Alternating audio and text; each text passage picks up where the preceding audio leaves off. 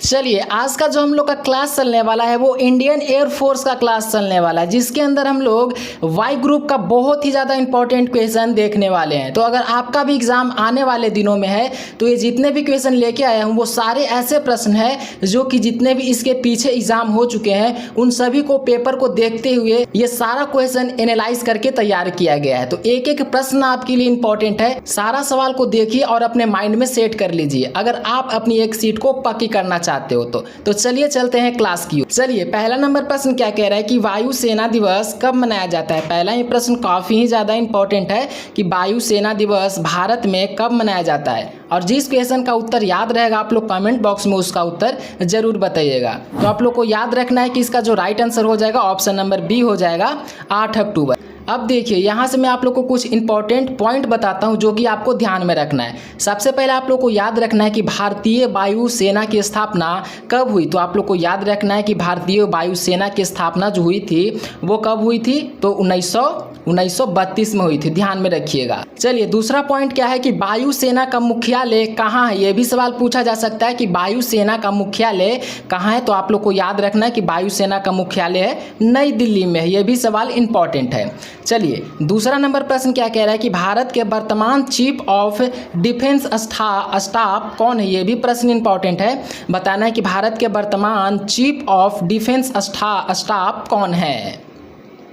तो आपको याद रखना है कि इसका जो राइट आंसर हो जाएंगे वो जनरल अनिल चौहान हो जाएंगे, यानी कि right answer option number B हो जाएंगे। और याद रखिएगा अगर सवाल आपसे पूछ लिया कि भारत के पहले चीफ ऑफ डिफेंस स्टाफ कौन थे, तो आप लोग को याद रखना है कि भारत के जो पहले चीफ ऑफ जस्टिस थे वो थे जनरल बिपिन रावत, यानी कि ऑप्शन नंबर ए हो जाएगा। और अगर वर्तमान में पूछ लिया है तो आप लोग को याद रखना है कि वर्तमान में कौन है, तो वर्तमान में ये है जनरल अनिल चौहान। चलिए तीसरा नंबर प्रश्न है भारतीय वायुसेना के वर्तमान प्रमुख कौन है। ये भी प्रश्न काफ़ी ज़्यादा इंपॉर्टेंट है। सवाल कह रहा है कि भारतीय वायुसेना के वर्तमान प्रमुख कौन है। तो आपको याद रखना है कि इसका राइट आंसर हो जाएगा option number B Amarpreet Singh, right answer option number B हो जाएगा। चलिए अगला नंबर प्रश्न क्या कह रहा है कि बिहू किस राज्य का प्रसिद्ध लोक नृत्य है। मोस्ट इंपॉर्टेंट प्रश्न है, बताना है कि बिहू किस राज्य का प्रसिद्ध लोक नृत्य है। तो आपको याद रखना है कि असम का प्रसिद्ध नृत्य है, राइट आंसर हो जाएगा ऑप्शन नंबर ए। अब देखिए यहाँ से जो पॉइंट बता रहा हूँ उसको याद रखिएगा। याद रखिए कि पंजाब का लोक नृत्य क्या है। तो आपको याद रखना है कि पंजाब का जो लोक नृत्य है वो भांगड़ा है, सबसे पहले ये याद रखिएगा। दूसरा याद रखिए कि केरल का लोक नृत्य क्या है। तो याद रखिए कि केरल का हो जाएगा कथकली हो जाएगा, और एक हो जाएगा मोहिनी अड्डम हो जाएगा, इसको भी ध्यान में रखिएगा। और गुजरात का भी ध्यान में रखिए कि गुजरात का क्या होगा, तो गुजरात का हो जाएगा गरबा हो गया, डांडिया हो गया, डांडिया ये सब कहाँ का है, ये सब गुजरात का है। चलिए अगला नंबर प्रश्न है find the synonym of the given word. Synonym का मतलब क्या होता है, आपको याद रखना है कि साइनोम का मतलब आपसे परिवाची शब्द पूछ रहा है कि एविडॉन का परिवाची शब्द क्या होगा। तो आपको याद रखना है कि इसका जो परिवाची शब्द हो जाएगा वो फोरसेक हो जाएगा, राइट आंसर हो जाएगा ऑप्शन नंबर बी। चलिए अगला नंबर प्रश्न क्या कह रहा है कि सौर मंडल का सबसे बड़ा ग्रह कौन सा है। काफ़ी इंपॉर्टेंट प्रश्न है, बताना है कि सौर मंडल का जो सबसे बड़ा ग्रह है वो कौन सा है। तो याद रखना है कि बृहस्पति हो जाएगा, राइट आंसर हो जाएगा ऑप्शन नंबर बी। चलिए सवाल अगर पूछ लिया कि गर्म ग्रह किसे कहते हैं, तो याद रखिए कि गर्म ग्रह हम लोग शुक्र को कहते हैं गर्म ग्रह। और दूसरा अगर पूछ लिया जाए कि बड़ा ग्रह कौन सा है, तो आप लोग को याद रखना है कि सबसे बड़ा ग्रह हो जाएगा पृथ्वी।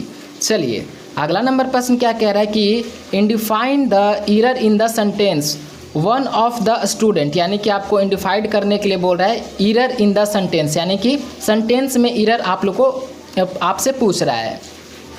तो यहाँ पे right answer option number A हो जाएगा one of the student, right answer हो जाएगा इसका ऑप्शन नंबर ए। चलिए अगला नंबर प्रश्न क्या कह रहा है कि select the correct one word. तो आपको याद रखना है कि इसका राइट आंसर जो हो जाएगा वो हो जाएगा ऑप्शन नंबर बी। चलिए अगला नंबर प्रश्न क्या कह रहा है कि विटामिन सी की कमी से कौन सा रोग होता है। मोस्ट इंपॉर्टेंट प्रश्न है, बताना है कि विटामिन सी की कमी से कौन सा रोग होता है। तो आपको याद रखना है कि विटामिन सी की कमी से स्कर्वी होता है, right answer option number B हो जाएगा। अब यहाँ से आप लोग को कुछ इंपॉर्टेंट पॉइंट बताता हूँ। सबसे पहले याद रखिए कि रतौंधी किसकी कमी से होता है, तो ये होता है विटामिन ए की कमी से। दूसरा याद रखिए कि बेरी किस विटामिन की कमी से होता है, तो इसको भी याद रखना है कि जो बेरी होता है वो विटामिन B1 के कमी से होता है। तीसरा याद रखिए कि रिक्टेस कौन सी विटामिन की कमी से होता है, तो इसको भी याद रखना है कि ये विटामिन डी की कमी से होता है। और याद रखिए कि विटामिन डी किससे प्राप्त होता है, तो आपको याद रखना है कि विटामिन डी सूर्य के प्रकाश से प्राप्त होता है। तो आप लोगों को क्लास ये कैसा लग रहा है? अभी तक आप लोगों ने वीडियो को लाइक नहीं किया तो प्लीज़ वीडियो को लाइक करके चैनल को सब्सक्राइब कर लीजिए। चलिए अब हमारा 10 नंबर प्रश्न क्या कह रहा है कि change the voice she writes a letter. आप लोग को चेंज करना है वॉइस में सी राइट ए लेटर, तो इसको आप लोग चेंज कीजिएगा। तो यहाँ पे हो जाएगा a right is written by her हो जाएगा। राइट आंसर हो जाएगा इसका ऑप्शन नंबर ए। चलिए 11 नंबर प्रश्न क्या कह रहा है कि निम्नलिखित शब्दों में तर्क संगत क्रम में व्यवस्थित करें। यहाँ पे आपको तर्क संगत क्रम में व्यवस्थित करना है, यानी कि इसको सेट करना है। तो सिंपल सा प्रश्न है, आप लोग सबसे पहले सोचिए। सबसे पहले हम बीज लगाएंगे, बीज लगाने के बाद उस बीज लगाएंगे, फिर पौधा होगा, पौधा के बाद क्या होगा, फूल होगा, फूल के बाद फल होगा, यानी कि हमारा आंसर होगा 1 हो जाएगा, फिर हो जाएगा, फिर 2 हो जाएगा, फिर हो जाएगा 4, उसके बाद 3 हो जाएगा। तो देखिए 1 2 4 3 कहाँ है, ऑप्शन नंबर ए में है। तो राइट आंसर हो जाएगा ऑप्शन नंबर ए। चलिए 12 नंबर प्रश्न है प्रकाश वर्ष किसकी इकाई है। ये भी सवाल इंपॉर्टेंट है, बताना है कि प्रकाश वर्ष किसकी इकाई है। तो याद रखना है कि ये दूरी की इकाई है, यानी कि right answer option number B हो जाएगा।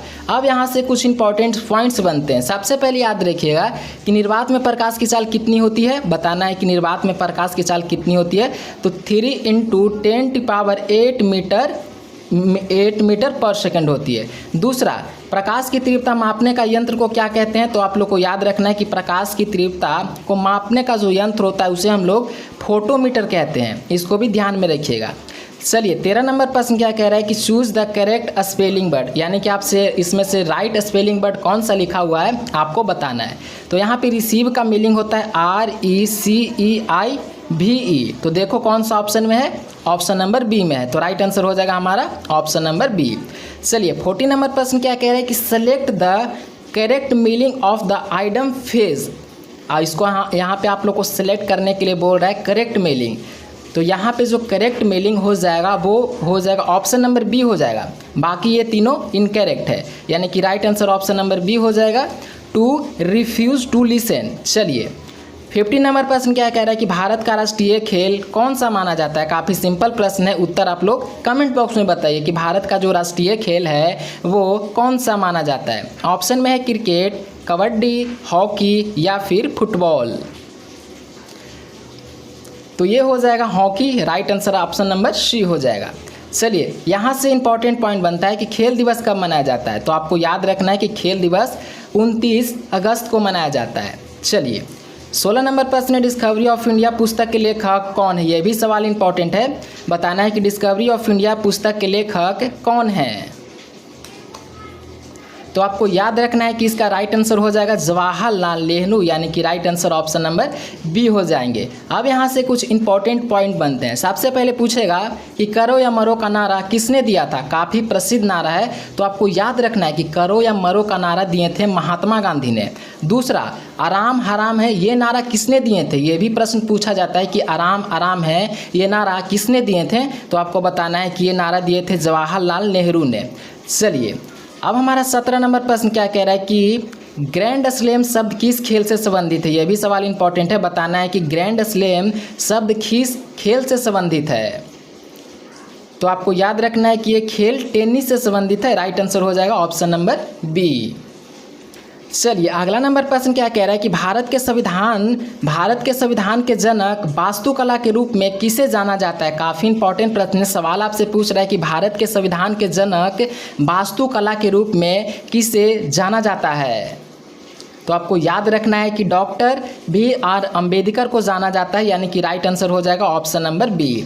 यहाँ से याद रखिए कि प्रारूप समिति के अध्यक्ष कौन होते हैं। तो आपको याद रखना है कि जो प्रारूप समिति के अध्यक्ष होते हैं वो डॉक्टर भीमराव अम्बेडकर होते हैं, राइट आंसर हो जाएगा इसका ऑप्शन नंबर राइट आंसर तो हमारा इसका हो जाएगा और यहाँ से एक पॉइंट बनता है कि प्रारूप समिति के अध्यक्ष कौन होते हैं, तो आपको याद रखना है कि जो प्रारूप समिति के अध्यक्ष होते हैं वो डॉक्टर BR अम्बेडकर होते हैं। चलिए अगला नंबर प्रश्न है, राफेल लड़ाकू विमान भारत के किस देश से खरीदा था। यह भी प्रश्न इंपॉर्टेंट है। सवाल आपसे पूछ रहा है कि राफेल लड़ाकू विमान भारत ने किस देश से खरीदा था। तो याद रखिए कि यह फ्रांस से खरीदा गया था। राइट आंसर हो जाएगा ऑप्शन नंबर बी। चलिए 20 नंबर प्रश्न है, काजीरंगा राष्ट्रीय उद्यान किस राज्य में स्थित है। सवाल को याद रखना है कि काजीरंगा राष्ट्रीय उद्यान किस राज्य में स्थित है।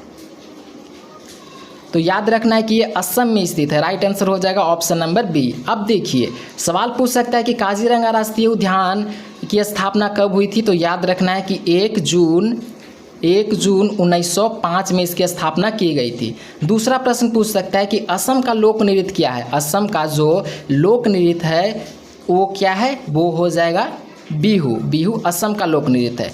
दूसरा प्रश्न पूछ सकता है कि असम का जो शास्त्रीय नृत्य है वो क्या है। तो आप लोग को बताना है कि असम का जो शास्त्रीय नृत्य है वो हो जाएगा, वो शास्त्रीय हो जाएगा, शास्त्रीय। ध्यान में रखिएगा। चलिए 21 नंबर प्रश्न क्या कह रहा है कि हाल ही में आयोजित ग्रीष्मकालीन ओलंपिक भारत ने कुल कितने पदक जीते थे। तो आपको याद रखना है कि टोटल 6 पदक जीते थे। राइट आंसर हो जाएगा ऑप्शन नंबर बी।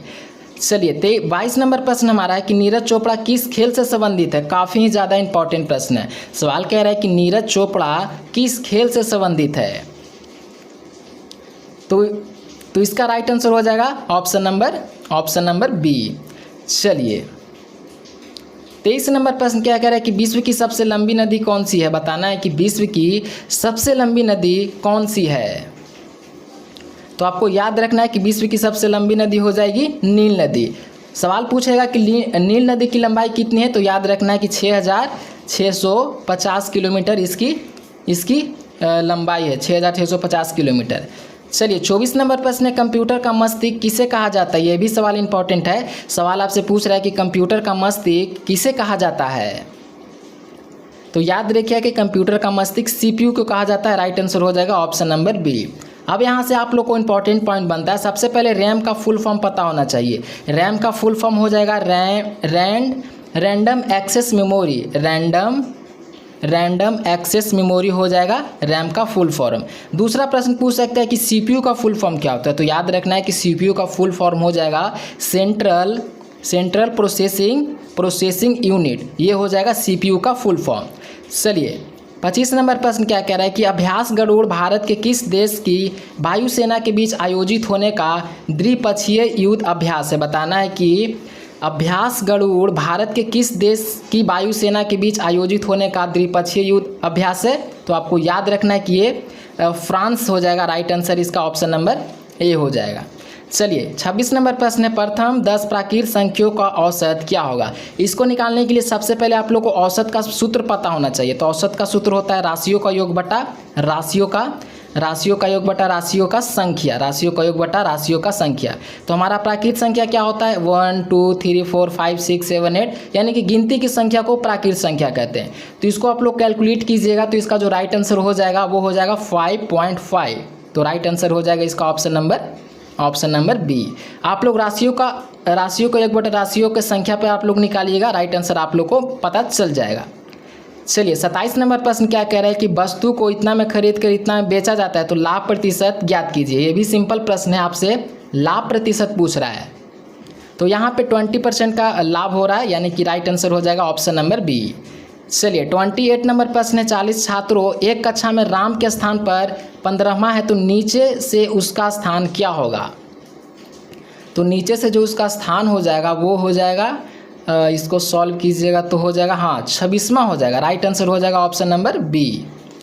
चलिए 29 नंबर प्रश्न क्या कह रहा है कि चेंज द नरेशन, यानी कि इसको आप लोग नरेशन में आप लोग को चेंज करना है। हमारा क्वेश्चन क्या कह रहा है, he said I am going to market. तो इसको आप लोग नरेशन में चेंज कीजिएगा तो हो जाएगा he said that he was going to market, यानी कि राइट आंसर हो जाएगा ऑप्शन नंबर बी। चलिए 30 नंबर प्रश्न है, fill in the blanks with the appropriate article. यहाँ पे आप लोग को आर्टिकल फिल करने के लिए कह रहा है ही इज ए। यहाँ पे हम लोग किस चीज़ का प्रयोग करेंगे, तो यहाँ पे हम लोग एन का प्रयोग करेंगे, यानी कि राइट आंसर ऑप्शन नंबर इसका बी हो जाएगा।